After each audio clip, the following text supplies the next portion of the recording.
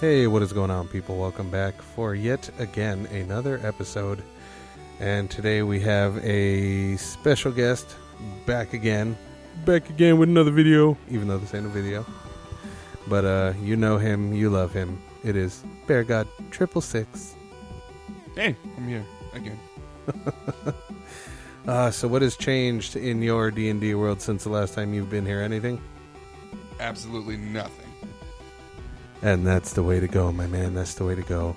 So, I know last time we did a lot of DM talk, campaign talk, just general ideas on classes, spells, things of that nature.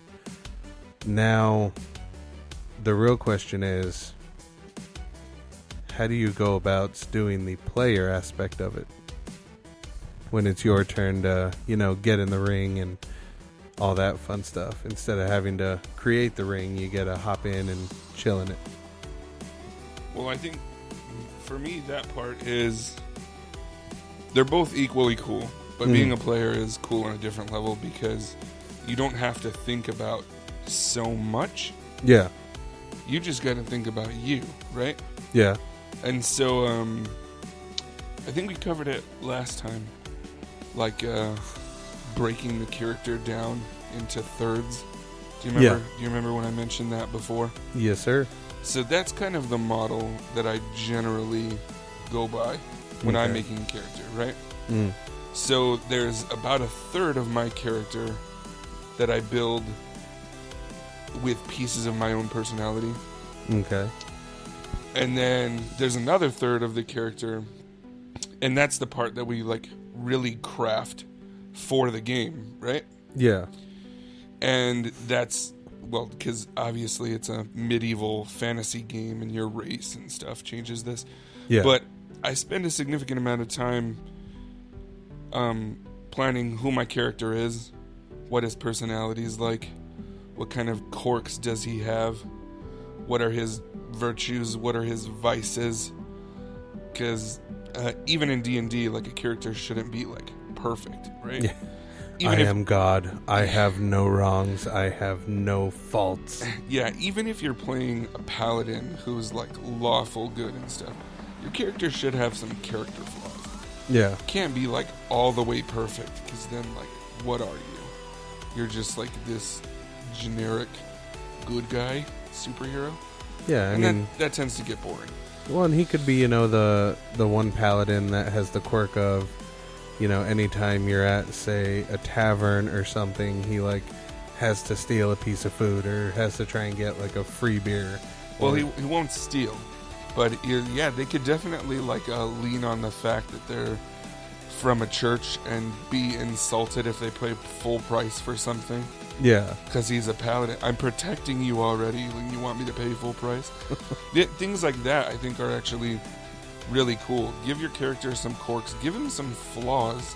Yeah. The one, I think the longest campaign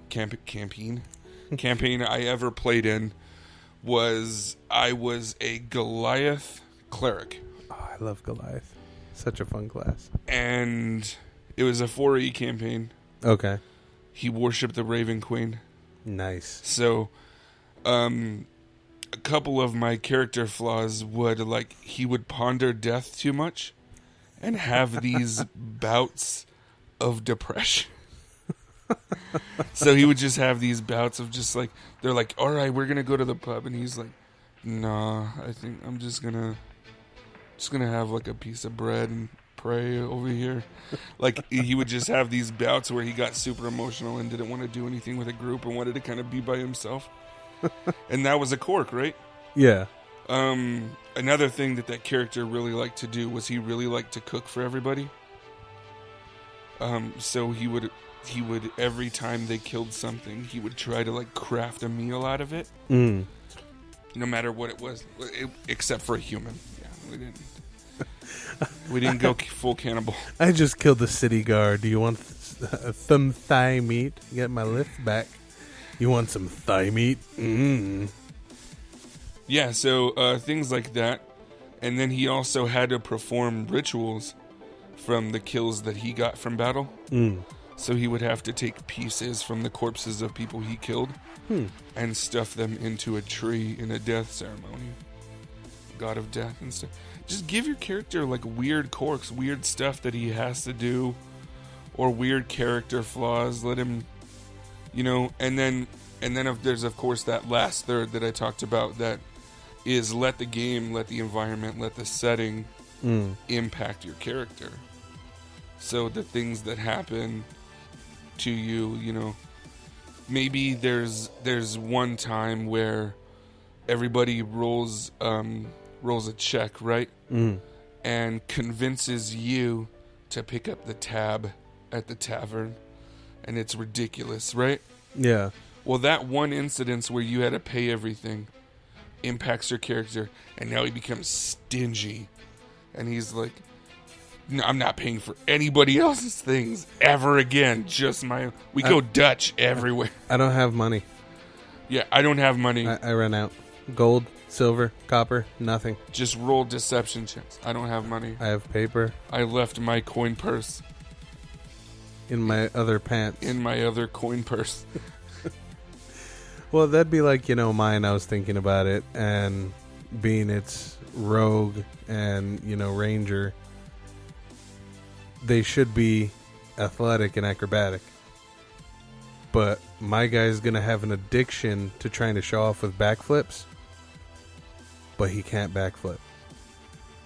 So every time he does it, he goes and he gets, 3/4 of the way and belly flops or face plants every time. Yeah, but what do you do if you roll a performance or an acrobatics check and you roll really good? What if the first time he's just fully does a backflip?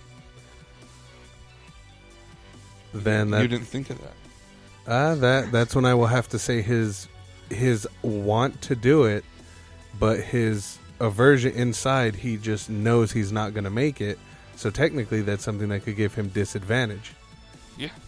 So, and it's one of those things where he doesn't think about doing it in battle. Like, he can run, jump, all that kind of stuff, climb.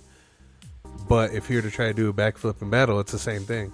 He'd start getting freaked out and paranoid and kind of social anxiety. Everybody's watching me, I can't do this. Performance anxiety, there you go. That's a really brilliant quirk. Because it's just hey, check this out. Ready? Oh! That could be a thing. It's just why not? There's got to be something that just doesn't work. Oh yeah, I can steal everything. And then there's the one time where with disadvantage you roll 2 nat 20s. Yeah. And he does a backflip and faints. Yeah. Yeah. Out of overexcitement that it actually happened. Oh my god. And just done. But I mean, it's things like that. Or he can have a chronic addiction to stealing forks. Yeah. Something simple like that.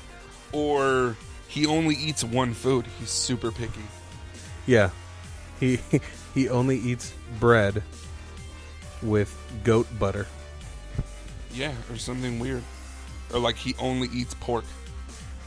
So you get into these crazy frozen tundra environments and there's no pigs. And I can't eat, guys. I need pork. This sucks. We gotta find is there a breed of pig over here? Yeah, so and that's where it comes into play, thinking ahead of time, being okay, where is this adventure going? Where are we going? Oh, well, we got to go out into the wilderness. I need to hunt pig. Yeah, so we need to bring 60 pounds of pig jerky for Tom, otherwise he's gonna starve. Pork and cockatrice eggs. Yeah, we actually had a character in the first campaign we did at the school's gamer club. Oh, really? Yeah, one of their characters was actually the first female to play in a D&D campaign at the school, too. Nice. She played a vegetarian. Oh, that would be a pain in the ass back then. Yeah, so she didn't eat any meat. I mean, that seems like it would sometimes be easier, at least in the wilderness setting, because there's more stuff. Yeah, it was way more cost efficient. Yeah. She found out that not eating meat was way less expensive. But it's also a medieval fantasy, so when she was like, "Can I get a salad?" They were like, "What?" What is this salad? No salad. You mean like a turkey leg? Yeah. Pint of ale? Gruel? Grog? Is that like? Oh, you want porridge? That doesn't have meat in it. You want porridge? You could have porridge. Yeah, we don't have this salad. Yeah. So basically, she would always have to forage outside of towns and get berries and stuff. And eventually that backfires because you get a good DM and she's like, I picked all kinds of stuff. And so she has berries and some herbs and some mushrooms. And one of those things ends up poisoning her or is a hallucinogenic. And then she ends up like wandering 4 miles away from the town. Tripping balls. Yeah. Stripping off all of her clothes and now fashions herself a bark bikini. That could be a thing. I mean, there's endless I possibilities. hope DMs are listening to this because I just gave them like a brilliant idea. Mess with your vegetarians. Well, and see, that's the other thing I was thinking too, is how you had mentioned cooking. That reminds me, in the one campaign that we had done of your own homebrewed game, where I was going to own a restaurant business. So that could also be something where he'll only eat pork, but he has to cook said pork or he will not touch it. Yeah, that's even better. Because then it adds another element where it's just like, okay, well, you can buy pork here, but it's cooked. I don't want it. I need to go find pigs.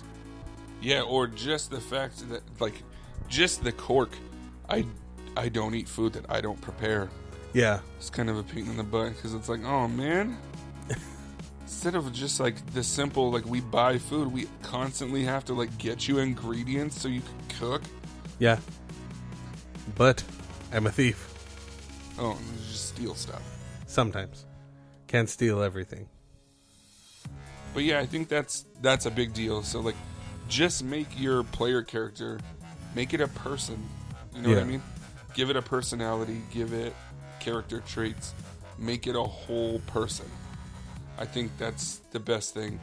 I'm sure everybody's heard of the role player versus role player. Like, players who play just to roll the dice. Yeah.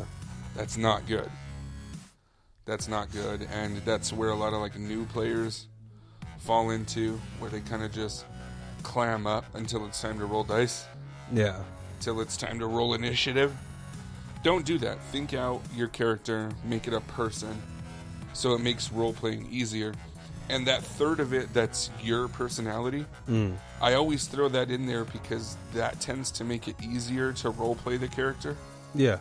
When you have, like, a significant chunk, about a third of the character that is yourself, it doesn't make role-playing weird. You know what I mean? So, don't try to make a character that is, like, nothing of you. Yeah. Because then role-playing your character is going to come off weird and unnatural. It has to be a little bit you. Yeah, you don't want to, like me, I wouldn't be out in a crowd trying to make friends and talk with everybody, so I can't. It would be weird to have a character that's like happy-go-lucky, wants to befriend everybody, know everybody in town. Completely optimistic, social butterfly. Yeah, no, I can't do that. My character would be like me, kind of. And he's a paladin who always follows the rules and never says bad words. Yeah, that would be extremely not me. Also, it's a female who's a halfling. I don't know. I know P sitting down With an 18